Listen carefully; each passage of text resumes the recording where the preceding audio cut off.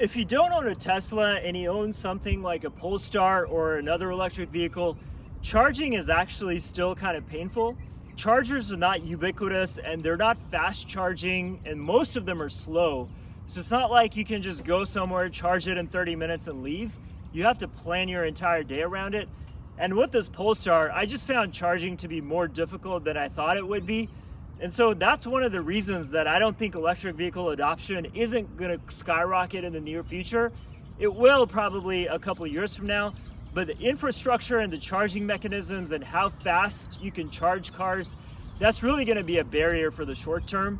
Tesla's obviously got it made, but with these other electric vehicles, all of that needs to be figured out first before people can start buying it, before charging can be easier and faster.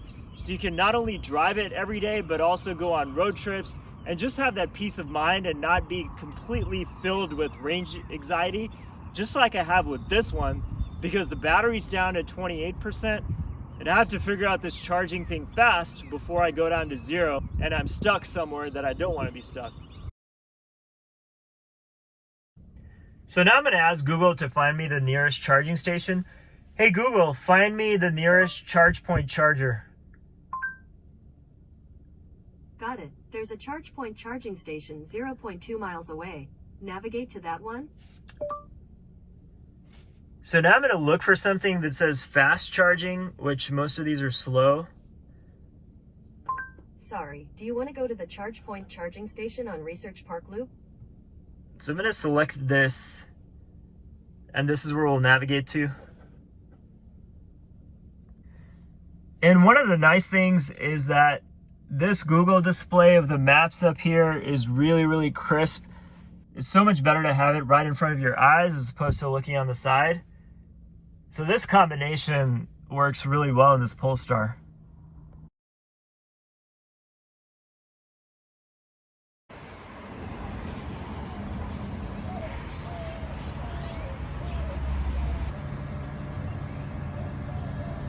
So Google originally directed me to a dealership charge point, which the dealership's closed and it's Sunday, so I should have known that. But anyway, I found another charge point, fast charging station. So I'm here right now charging, and there's a few problems with how the charging infrastructure works right now. First of all, these chargers are not everywhere, so you have to go find them, and usually they're sort of in random spots. Some of them are out of the way, and it's difficult to find it, and there's really nothing to do in the nearby area, so you just have to sit in your car, play with your phone, just figure out how to spend your time. This one is located at a grocery store, so if you have errands that you want to run, it's probably good to tie in running these errands with charging, because with these kinds of cars, with the Polestar, for example, this one right now is telling me it's going to be about 2 hours to charge it from 24% all the way up to 90%. I don't need it to be all the way up there. I can just leave once it's up to like 60 or something. But that still means I have to probably be here for about an hour, which is a long time. I mean, I would love at this point to have a Tesla supercharger and just charge in 20-30 minutes and be gone. So there's a lot of work that needs to be done with charging. But then there's other problems. This charging station that I'm at, I got one of the last spots, and there's 4 spots here. They're all taken, and there's a Mach-E waiting right now to charge. Even if you do need to charge, you have to build in that time, and you have to account for the fact that they all might be full.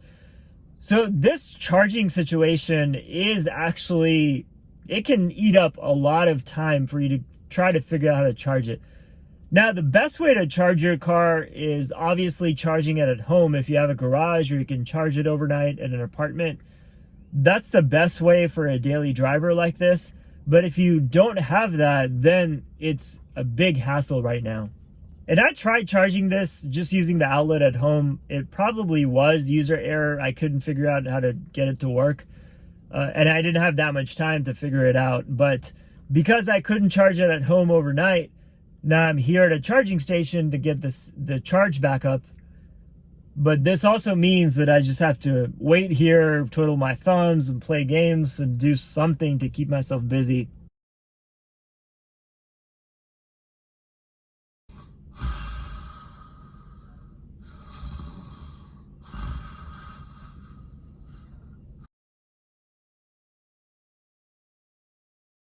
By the way, the Mach-E that was just waiting just took off. All the other cars around here are still here. So we're all in here for the long haul. Actually, you know what? I'm just going to go to the grocery store and walk around. I'll come back later.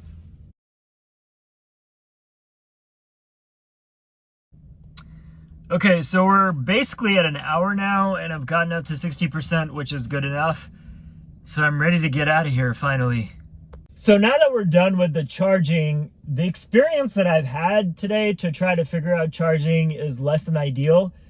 For that reason only, I would suggest going with the Tesla and not another electric vehicle, unless, of course, you can charge it at your house overnight, in which case none of this really matters. And charging it overnight at an apartment or a house is really the ideal way to go, because then you don't have to go search for all these charging stations, look for ones that are working or not working, and look at all the time that I've spent that I could be doing something else with. So with daily drivers, if you don't have to go out of town or you don't have to drive a lot and run out of range, then electric vehicles are fine. But if you drive a lot, if you have to go out of town especially, then electric vehicles really are more painful than they're worth right now. Not considering the environment, electric vehicles are just too much work at this point in time. In the future, of course, it'll change. But the charging network, the speed at which it charges, the ability to find chargers easily, like all of that is too much of a hassle at this point. So based on my experience here, I would either stick with a Tesla or a gas-powered car, because at this point, all of this is just not worth it.